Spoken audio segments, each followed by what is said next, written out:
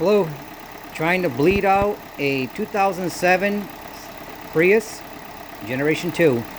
I've been battling this for a couple days and I think I finally got a system that works.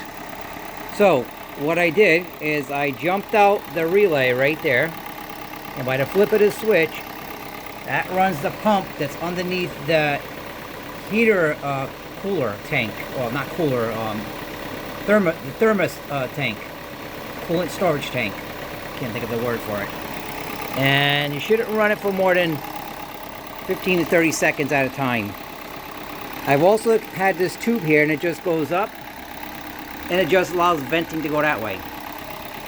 Then over here you have the bleeder valve for the top of the radiator. It's an Allen wrench. Put it in there. It's got a little nipple on the side, and I've stuck this hose in there, and I made it long enough so that it's feeding into this tank, to this empty bottle. It's just an empty bottle.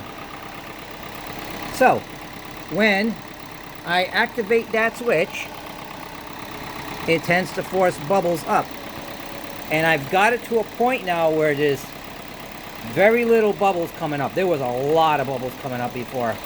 And what I'm doing at the same time as I'm running that pump, I'm coming over here and filling this in, adding fluid over here, and it's sucking it right down. Let me shut that pump off. And I'm just doing that and repeating it. Then I put this tube back just in case it comes back up on me. I don't want to mess. So I'm just doing that repeatedly, and you can see air bubbles are still coming out. It's leaking a little bit. That's why you see some steam over here, because that valve is, that screw, when you take it off, it sends fluid through the little nipple that's connected to this tube, but it also is it spills over the top and is dripping down the side of the radiator and onto the floor of the car. So but I got the heat going now. The heat is, I'm getting nice heat. My engine temperature is stable at, I don't know if you can see that,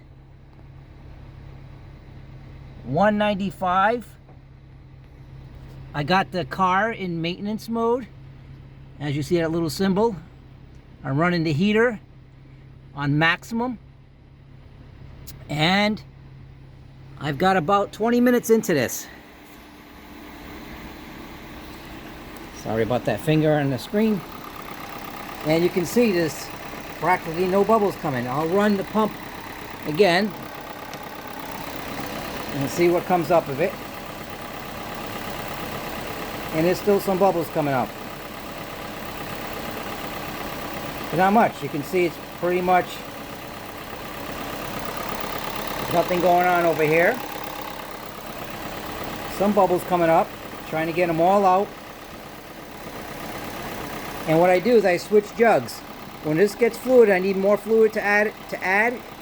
I take this other empty jug, and I can't do this one hand, but I put it alongside here, take that tube, throw it in here, take that one, and begin feeding it back over there.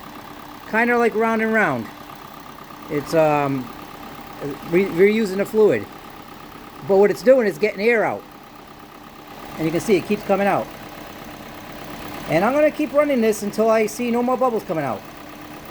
Now, if the bubbles don't stop, if for some reason I'm here hours on end and this bubbles just keep coming, at some point you got to question whether there's a potentially a bad head gasket where the combustion gases are leaching into the engine, into the coolant veins, and then that's how air is getting introduced or reintroduced. Because I've bled this car twice over the last 2 days. Not doing it this way. This is a new way. And I've been battling this, and I know these cars are notoriously tough to get all the air out. So I'm hoping this system works. But if after a couple days, and this is still going on, and I get all the air out, and then a couple days it's back and over again, I got to start questioning whether I have a bad head gasket or such, where I would, like I said, coolant is compression gases or engine combustion gases are somehow getting into the veins for the coolant and introducing air into the coolant system. But right now, I changed the thermostat in this car. I drained everything. So I let a lot of air in here. So this is my doing. But after a while, I gotta keep that. I gotta start considering that. Look at that. Look at that air coming out. Look at the air coming through there. And I mean, I hope it's just a process, and I just gotta keep bleeding it out. And this is not a head gasket issue, because that would be very disappointing. And I would have to start looking at it from that point of view, because that's a lot more work to deal with. Alright, that's it for now. If anything changes, I'll let you know. So, until hopefully this takes care of it.